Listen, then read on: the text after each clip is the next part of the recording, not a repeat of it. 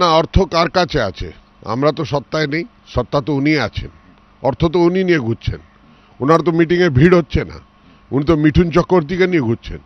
মিঠুন চক্রবর্তীকে লোকে দেখতে আসছে, ওনার লোকে না সমতলে না পাহাড়ে কোনো জায়গায় ভিড় হচ্ছে না। আপনারা তো বাঘাযতীন পার্কেই দেখলেন, শিলিগুড়িতে উনি বাঘাযতীন পার্কেও মিটিং করতে যখন এলেন তো ভিড় হলো না। আর ভিড় যখন হলো না তখন তাতিয়ে বললেন, হুমকি দিতে শুরু করলেন যে আমি দেখে নেব, আমি এটা করব ওটা করব। এটা কি একটা মানুষের ব্যালেন্স, মানুষের কাজ?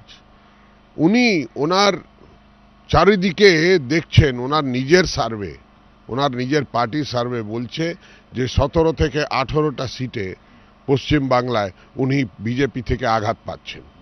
উনি এখন নিজের নিজের যে মূল প্রতিদ্বন্দ্বী, যার পেছনে তিনি গত 10 বছর ধরে লড়ছিলেন, তার নাম ভুলে গেছেন। শুধু সকাল থেকে বিকেল একটাই বিজেপি নাম ওনার, আর বিজেপিকেই গালাগাল দেওয়ার নাম, বিজেপির নামে এই কথা। কাউকে বলে দেওয়া থলে নিয়ে ঘুরছে, থলে নিয়ে কে ঘুরছে সেটা তো জনগণ জানছে, থলে নিয়ে শস্ত্র নিয়ে কে ঘুরছে সে তো জনগণ যাচ্ছে। কিন্তু এটা বরদাস্ত হবে না। উনি লাল সন্ত্রাসের বিরুদ্ধে যখন আওয়াজ তুলেছিলেন, মানুষ ওনার সঙ্গে দাঁড়িয়েছিল।